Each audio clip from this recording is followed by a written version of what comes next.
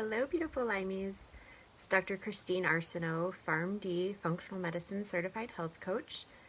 Wanted to talk about the immune system today. How do you support and strengthen your immune system? That's a big topic for people with Lyme disease, since that's always on our mind, since we're fighting bacteria and maybe some other co-infections too.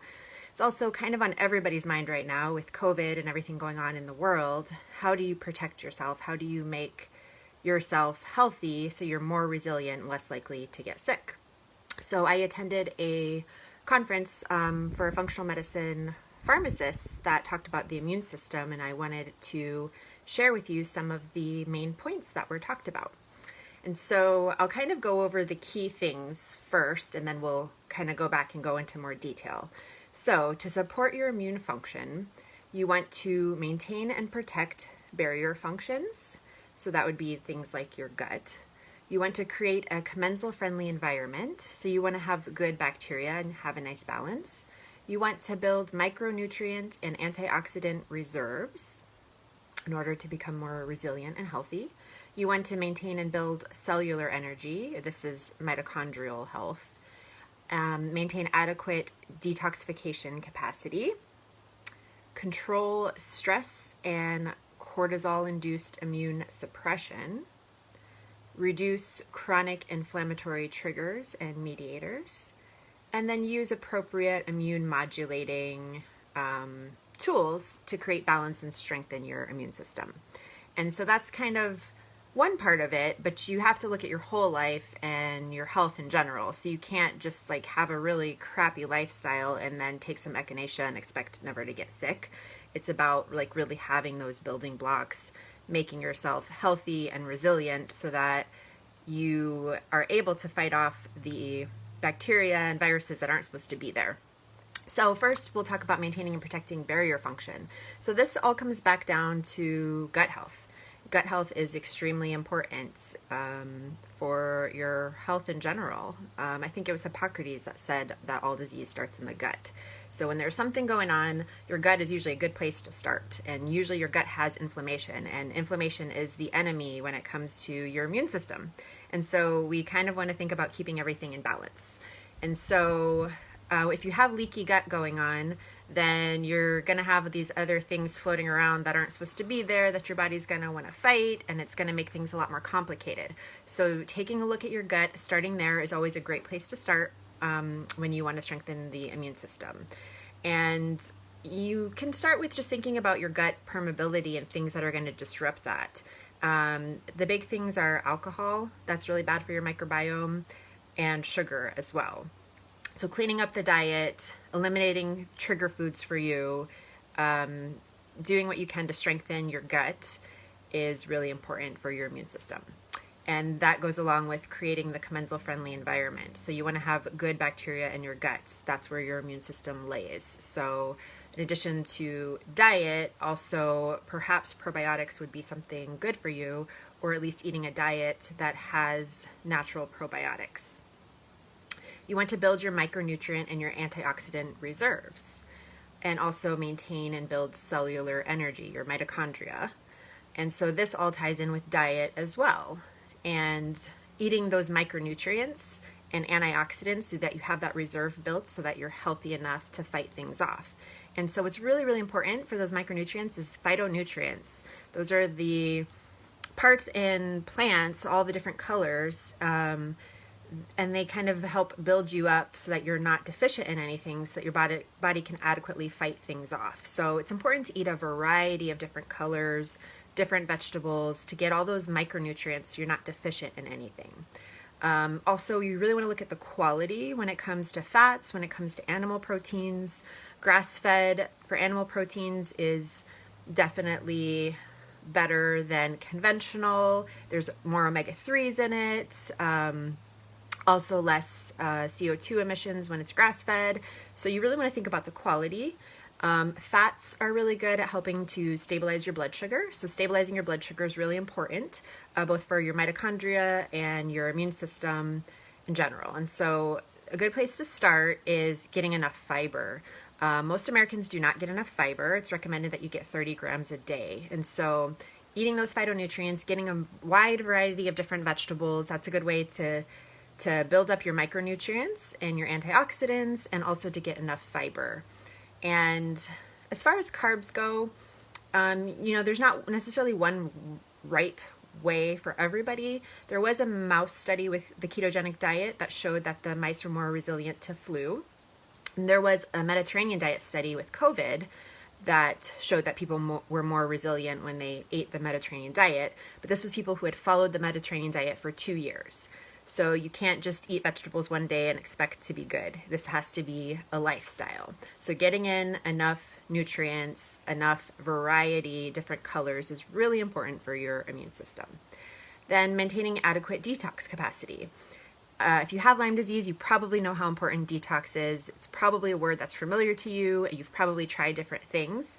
And so it's the same thing here when it comes to the immune system. You want to make sure that you're taking care of toxins, putting good things in, getting the junk out, and that's how you're going to keep everything in balance to be able to better fight off these pathogens. And so one thing that's really important that might be overlooked is water.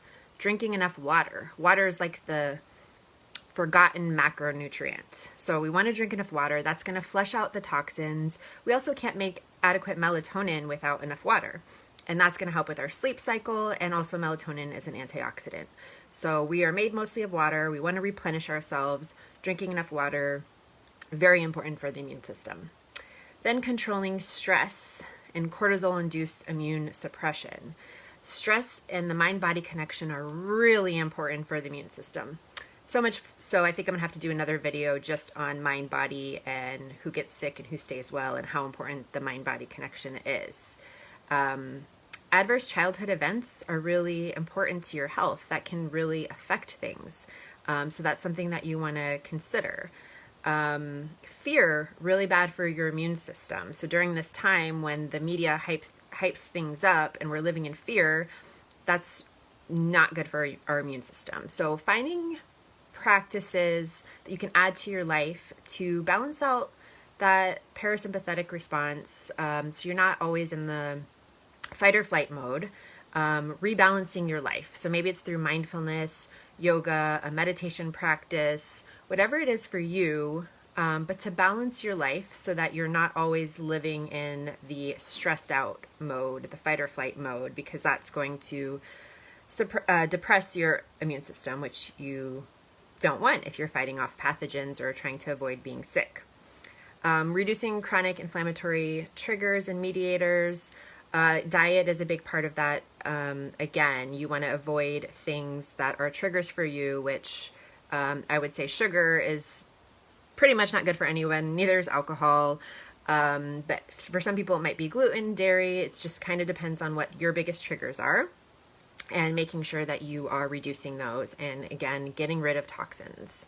And then once you have your lifestyle and you have a solid foundation and you're getting healthier in general, you can add other things, appropriate immune modulating tools to create balance and strengthen your immune system.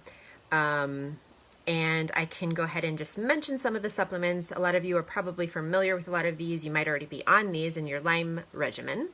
But I also, before I mention that, I just want to mention that you also have to look at medications that are depleting nutrients. So you could be on a regimen that's depleting some things, and you want to be aware of that so that you can compensate. So if you're on a statin, that's going to deplete your coenzyme Q10, among some other things. If you're on a proton pump inhibitor, that's decreasing the stomach acid, that's going to decrease your absorption of nutrients. So just really taking an in-depth look at the medications that you're on, and maybe talking to your pharmacist, seeing what is being depleted so you can compensate, whether that's through food or through supplements. And so I'll just go through some of the supplements that can be helpful for your immune system. But again, you want to have the basics down. You want to have the lifestyle factors in place, because just taking supplements and eating like crap and not sleeping and not managing your stress is not going to put you in a great state as far as the health and resilience of your immune system. So some vitamins you can consider are vitamin C, vitamin D, vitamin A, B12 and B9, zinc, magnesium. Magnesium is important for a lot of different things. A lot of Lyme patients can benefit from that. It can kind of help you relax. It can kind of help with sleep. And it's just important for a lot of reactions in the body. Coenzyme Q10, which is a good antioxidant. Mushrooms, there's various medicinal mushrooms that can be helpful for your immune system, and they're adaptogens, so they tend to kind of balance things out. Selenium is an important one. CBD can be used. So CBD, cannabis medicine, that can have an immune modulating effect. Also, there's some evidence that CBD is antimicrobial and can help with antibiotic resistance. But it's hard to really apply that. There's no, randomized controlled trials looking at specifically at Lyme disease and using cannabis to treat it. But I find a lot of people respond well. They have help with a lot of their side effects by using cannabis medicine. So if it's going to be helpful for your immune system and also help with certain symptoms that you're having, it might be something to consider. Then there's NAC and glutathione. Those are things that you can add, and you can also get a lot of that through food. So you want to think like garlic, onions, leeks, chives, things like that. And then low-dose naltrexone would be another option. So opioids actually suppress the immune system. That's something to keep in mind. Low-dose naltrexone basically partially blocks the receptors, so your body compensates and makes more endorphins that can strengthen your immune system, as well as help with pain and some other things, energy. I find a lot of people feel better on low-dose naltrexone. Maybe not for everybody, but maybe something to think about to add to your regimen to strengthen your immune system.